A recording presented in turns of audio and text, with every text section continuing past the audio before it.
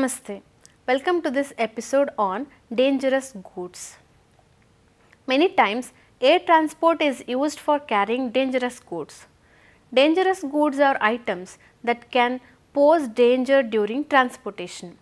They can cause damage to people's health, safety or property. Dangerous goods can range from obvious items like explosives, radioactive items and dangerous ornaments, volatile chemicals such as petrol and strong acids to most of the everyday items like aerosols and batteries. Safety is everyone's responsibility and therefore, while transporting dangerous goods, special requirements are to be met. The international community has classified dangerous goods into different classes based on their nature. In this episode, we are going to learn about regulatory framework for carriage of dangerous goods, classes of dangerous goods, shippers and operators responsibilities, labeling, marking and packing of dangerous goods and dangerous goods emergency procedures.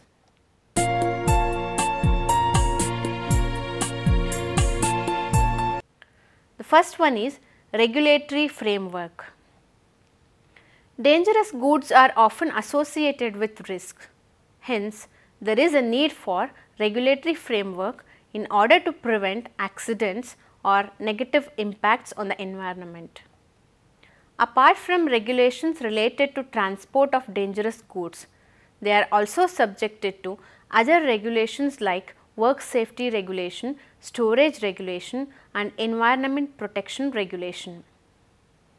Annex 18 to the Chicago Convention covers the topic of carriage of dangerous goods by air.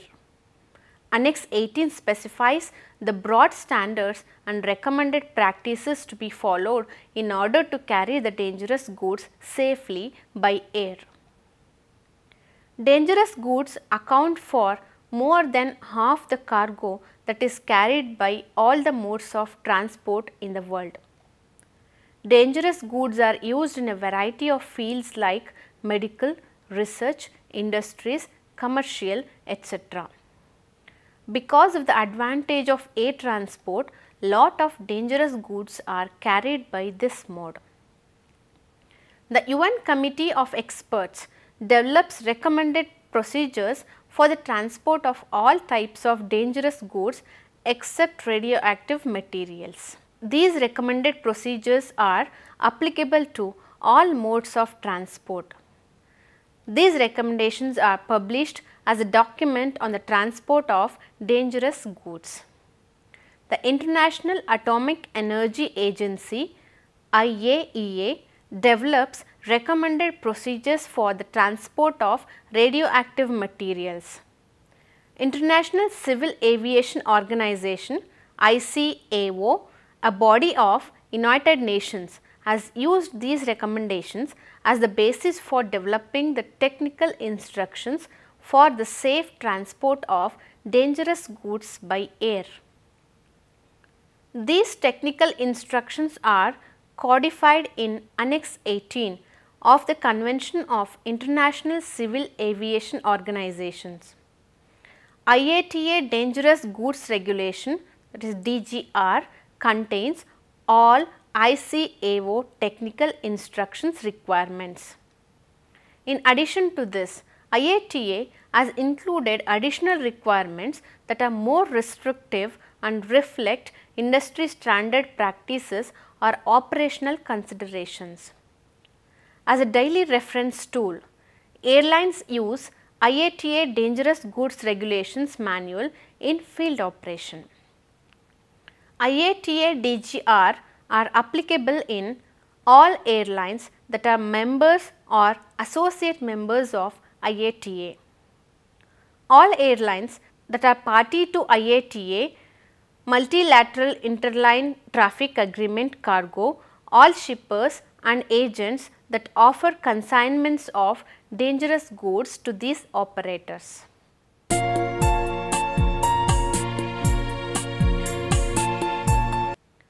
Next is classes of dangerous goods. United Nations Committee of Experts have identified 9 hazard classes for the dangerous goods. These 9 classes are used by all the modes of transport. Some classes have been subdivided in order to adequately describe the nature of properties of the individual goods. They are Class 1 explosives. So, these are the explosive substances, explosive articles, pyrotechnic devices, that includes ammunition, fireworks, detonators, etc. Gases comes under Class 2.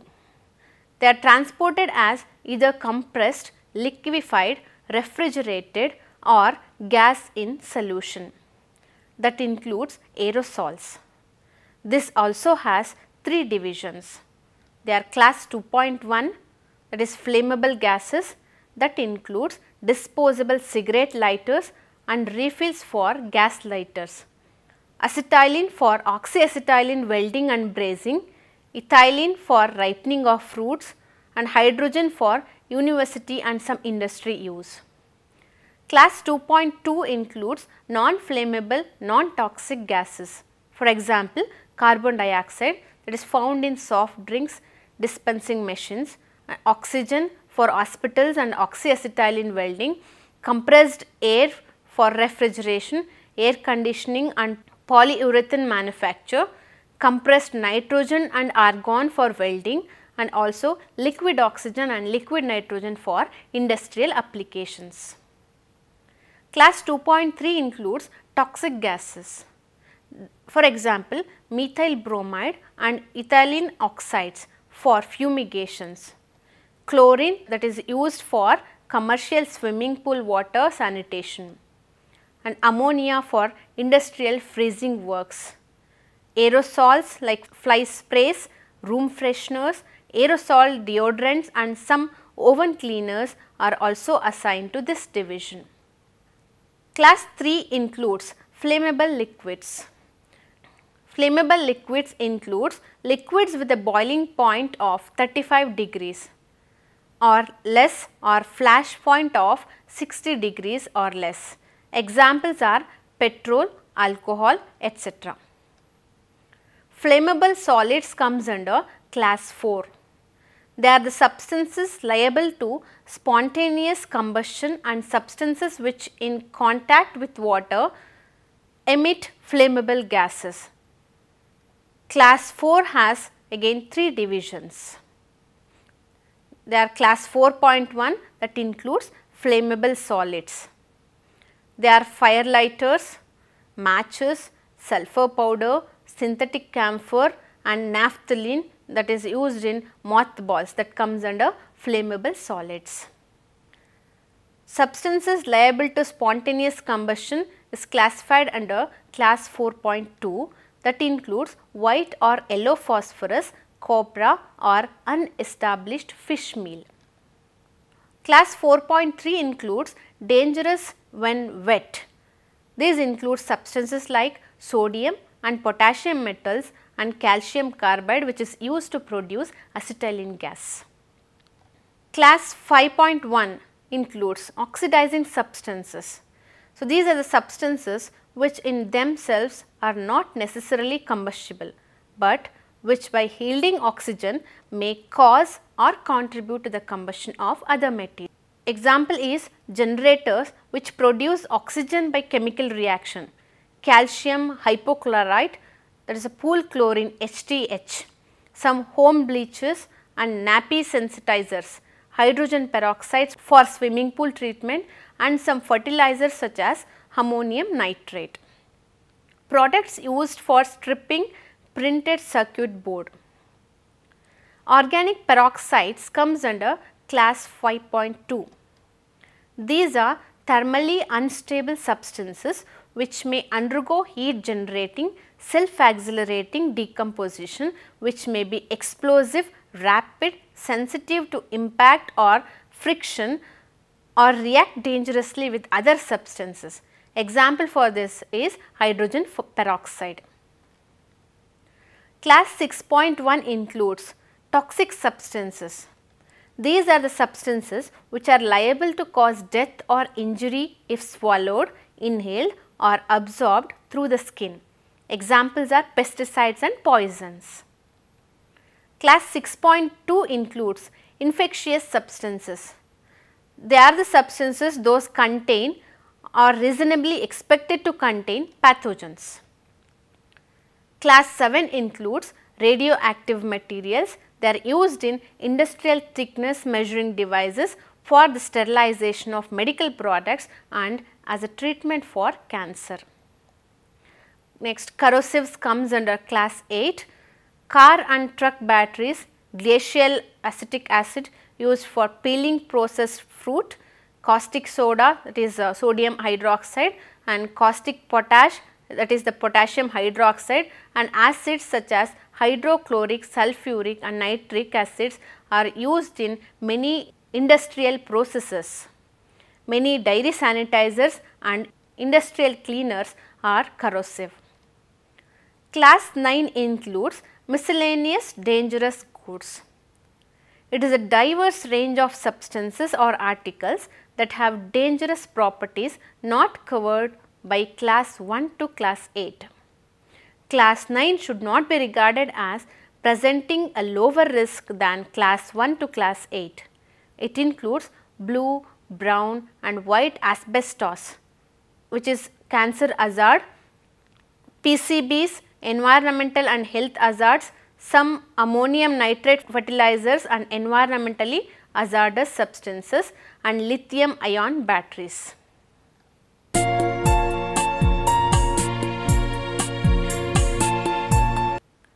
Next is shippers and operators' responsibilities. Shippers' responsibilities include classification, packing, labeling, marking of dangerous goods and completion and signature on the document. Before offering a shipment for air transportation, an offerer must know in advance whether the material will travel on passenger carrying aircraft or cargo only aircraft. The distinction is important because it has a direct influence on the net quantity of a material permitted in a package. For example, some materials permitted to be carried abroad in cargo aircraft only are prohibited on passenger aircraft. In other cases, the net quantity per package permitted on passenger aircraft is smaller than when the same material is moved by cargo aircraft only. This distinction is readily apparent in ICAO's Dangerous Goods List, since each entry has the instructions for passenger aircraft shipment and cargo aircraft shipments. Operators' responsibilities include acceptance, storage, loading, inspection of dangerous goods, reporting, training, retention of records, provision of information including emergency response information. Next is documentation. In transportation, the presence of dangerous goods must be communicated not only through the marks and labels on the package, but also through shipping papers accompanying the materials. ICAO requires use of dangerous goods transport document as indicated in the IATA Dangerous Goods Regulations. This is separate from the airway bill and takes the form of a red bordered airline industry document called Shipper's Declaration for Dangerous Goods. It gives full details of the shipment including name and address of the shipper and consignee, aircraft type whether it is a cargo aircraft or passenger aircraft, airports of origin and destination, that is the shipment type, that is radioactive or non-radioactive, then proper shipping name and technical name if appropriate, hazard class, that means UN or ID number, subsidiary risk if any, quantity and type of packaging, packing instruction, any special authorizations, additional handling information and shipper's certification.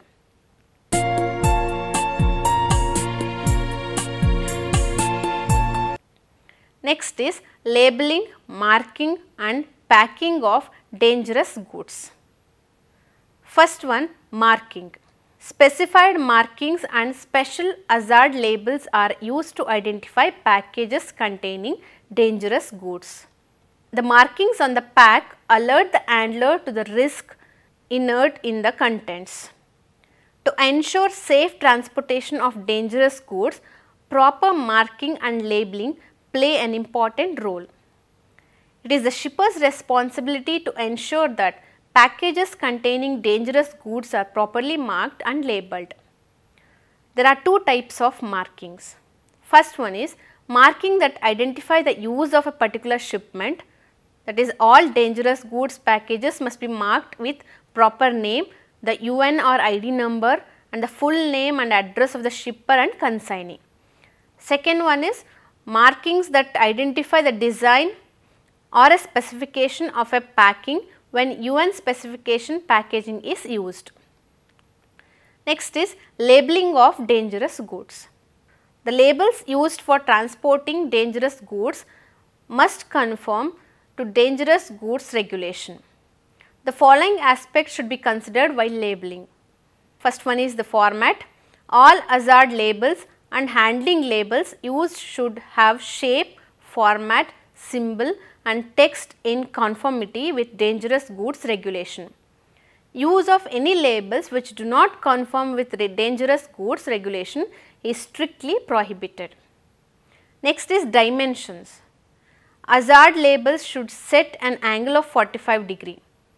They should conform with minimum dimension as per Dangerous Goods Regulation. Next is location. The location of the hazard label is also important. The label should be sticked adjacent to the shipper's or consignee's address which appears on the package. Next is visibility. All hazard or handling labels or markings must be clearly visible. They should be placed on the package or over pack in such a way that they are not covered or obscured by any part or any other label or marking. Next is durability. The label should be of a good quality. The material, printing and adhesive used for the label should withstand normal transport conditions. Next is hazard and handling labeling. Hazard labels are the various dangerous goods labels. Handling labels are those which provide special handling instructions. Handling labels are used for certain dangerous goods which are to be handled or loaded in a particular manner. Next is packing. Dangerous goods must be packed in a suitable packages which can withstand the conditions encountered during air transport. The packages can be either single or combination packages. Packages can be further overpacked for convenient handling. The Dangerous Goods Regulations specifies the packaging requirement for each hazard class. These specifications must be strictly adhered. Most hazard classes have 3 packing groups indicating the degree of danger the item or substance presents. These packing groups are packing group 1 that specifies great danger, packing group 2 that specifies medium danger, packing group 3 that specifies minor danger materials. Packagings for materials in packing group 1 are subjected to the most rigorous testing because such materials are most dangerous, while those in packing group 2 and group 3 have correspondingly less stringent testing requirements with the reduction in danger. Every day, a number of overpacks containing dangerous goods are transported by air. In accordance with Dangerous Goods Regulation, all our packs shall be marked and labelled properly. All our packs containing dangerous goods must ensure safety. While transporting dangerous goods, its presence must be indicated through the marks and labels on the package and also through papers used for shipping the material. As per ICAO requirements, a dangerous goods transport document should be used. As per IATA Dangerous Goods Regulation, it is separate from Airway Bill and is called Shipper's Declaration for Dangerous Goods. It will be in the form of red bordered airline industry document. Among these general provisions are requirements that are packaging material in direct contact with the dangerous goods must be resistant to any chemical or other action of the goods, and the materials of the packaging must not contain substances which may react dangerously with the contents, form hazardous products or significantly weaken the packaging.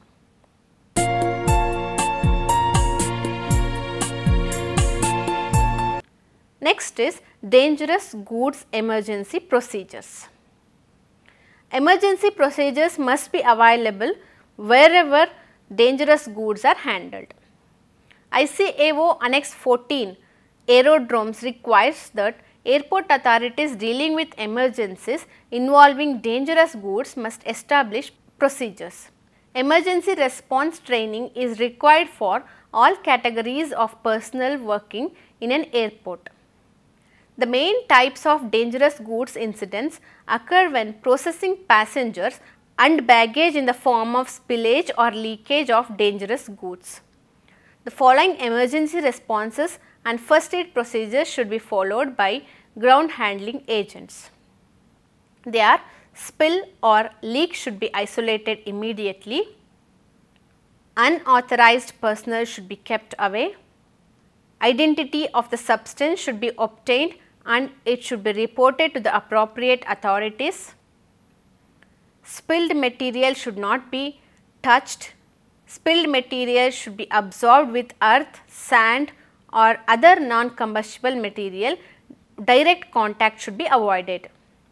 Next, damaged package or spilled material should be covered with a damp towel or rag and should be kept wet with liquid bleach or other disinfectant.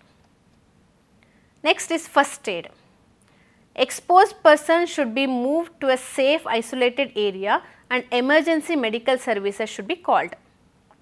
In case of accidents and incidents reporting, a dangerous goods accident is an occurrence related to the transport of dangerous goods that results in fatal or serious injury to a person or serious damage to the property. Dangerous goods incident is any occurrence relating to the transport of dangerous goods which seriously jeopardize an aircraft or its occupants. The operator must report dangerous goods incidents and accidents to the appropriate authorities of the state in which the accident or incident occurred in accordance with the reporting requirements of those authorities. Next is Air Cargo Agents Association of India, ACAAI. The Air Cargo Agents Association of India was formed in 1970 and is the only national association representing the air cargo industry in India. ACAAI objectives is to promote growth, development and professionalism in the Indian cargo agency business. The association provides a platform for dialogue to members with the airlines, their customers, their exporters and importers. ACAAI maintains close contact with world bodies related to the air cargo trade and represents matters affecting our country's air freight forwarding industry at various international forums. ACAAI collects useful information on different aspects of the industry and also disseminates the same to its members and allied organizations. Next is the conclusion. The subject of carriage of dangerous goods by air is addressed in Annex 18 to the Chicago Convention. More than half of the cargo carried by all modes of transport in the world is dangerous cargo, explosives, corrosives, flammables, toxic and even radioactive. These dangerous goods are essential for a wide variety of global industrial, commercial, medical and research requirements and processes. Because of the advantage of air transport, the great deal of this dangerous cargo is carried by aircraft. All dangerous goods should be properly marked, labelled and packed to ensure its safe transportation.